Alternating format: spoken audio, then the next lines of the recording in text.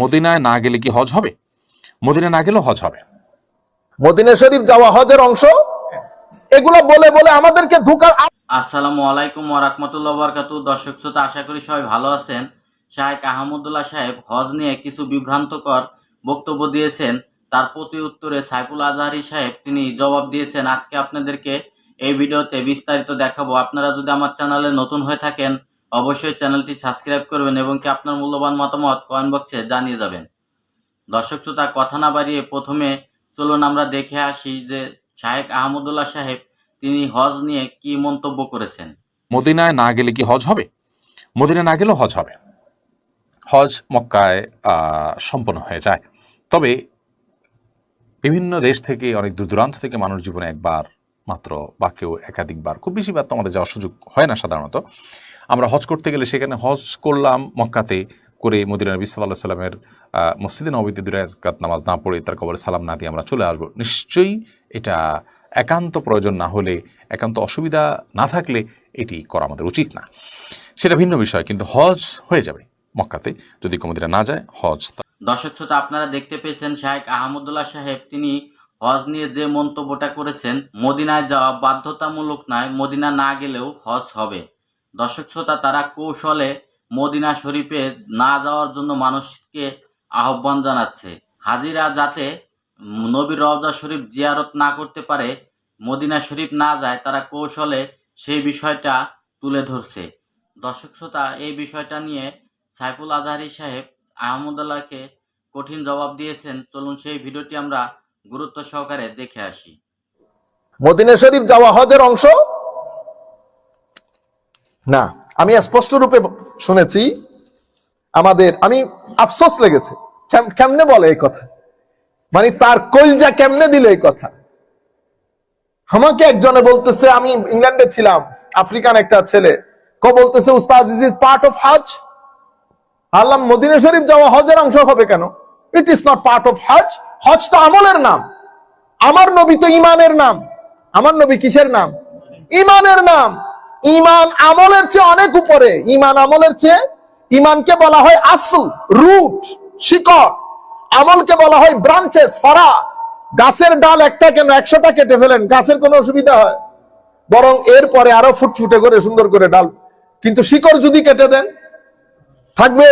তাইলে ইমান হচ্ছে শিকড়ের নাম। আমার নবী তো ইমানের নাম। আমার নবী আমলের অংশ হতে যাবে কেন? আপনারা বুঝতে পেরেছেন? তাইলে মদিনা শরীফ যাওয়া হজের অংশ না, মদিনা শরীফ যাওয়া আপনার ইমানের অংশ। মদিনা শরীফ যাওয়া আপনার ইমানের অংশ, এটা মাথায় রাখবেন। এগুলো বলে বলে আমাদেরকে ধোঁকা। আপনার ইমান এরকম হয়ে গেল কেন? আপনি মদিনা শরীফ যাবেন কি যাবেন না, এটা আপনার মাথায় আসলো, এটা আপনার ইমান। আরে বেটা, আমার নবী ফারুকে আজমের হাত ধরে বলতেছেন, ফারুক, আমাকে যদি বেশি মহব্বত না করো মুমিন হইতে পারবে না। আপনি মদিনা শরীফ যাওয়ার কথা বলতেছেন, আমার নবী বলতেছে, আল্লাহ, মক্কায়ে মুআজ্জামাকে তুমি যত বরকত দিয়েছো, আমার মদিনার বরকত তুমি এর চেয়ে 4 ডাবল করে দাও। কি কত করে দাও? 4 ডাবল করে দাও। অন্তত ডাবল তো বলতে পারেন, দে ভাই, মানে ডাবল। কিন্তু আপনি টেকনিক্যালি চিন্তা করলে 4 ডাবল হয়। তো মদিনা শরীফের আমার নবী বলছেন, হ্যাঁ আমার সাহাবায়ে কেরাম, যাদের পক্ষে সম্ভব মদিনার হিদ্দায় ইন্তেকাল করতে, তারা যেন মদিনাতে ইন্তেকাল করে। সাহাবী মদিনা শরীফ থেকে বের হচ্ছেন, হুজুর কয়দিন থাকবো? মদিনা শরীফের বাইরে বেশি দিন থাকিও না। মদিনা শরীফ মারকাজে ঈমান। এখন আপনি জিজ্ঞেস করতে পারেন, হুজুর এটা কেমনে বললেন? আমার নবী, বুখারী শরীফে এসেছে, মুসলিম শরীফে এসেছে, আমার নবী বলতেছেন, ইন্নাল ঈমান লা ইয়ারিজু ইলাল মাদিনা। ঈমান মদিনা শরীফের দিকে পলায়ন করবে, ছুটে যাবে। কামা ইয়ারিজুল হাইয়াতু ইলা জুহরিহা। যেভাবে সাপ, আপনারা যখন সাপকে দৌড়ান দেন, চেস করেন, সাপ গর্তে ঢোকার জন্য যেভাবে দৌড়ানি দেয়, তো সাপের জন্য গর্ত যেমন আশ্রয় কেন্দ্র, ঠিক সেভাবে ইমানের আশ্রয় কেন্দ্র মদিনা শরীফ। ইমানের আশ্রয় কেন্দ্র। তো আমার নবী তো বলেন না ইমান মক্কা শরীফ চলে যাবে। ইমান মক্কা শরীফ চলে যাবে বলেন নাই। আজীব লাগে, মানে এই সমস্ত জবান। এরপরে ছেলে কতগুলাকে বিভিন্ন এই সমস্ত এগুলা শিখাইয়া তাদেরকে শিখাই দিছে, বেটা এগুলা বেদাতি, এগুলা বেদাত, এটা করা যাবে না। তাদের মাথার ভিতরে এগুলা নিয়ে নিয়ে বড় হয়।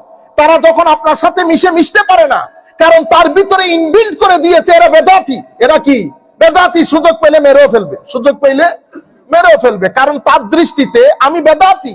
বেদাতিকে মারা সওয়াবের কাজ, জান্নাতে যাওয়ার বাহন বেদাতিকে মারা।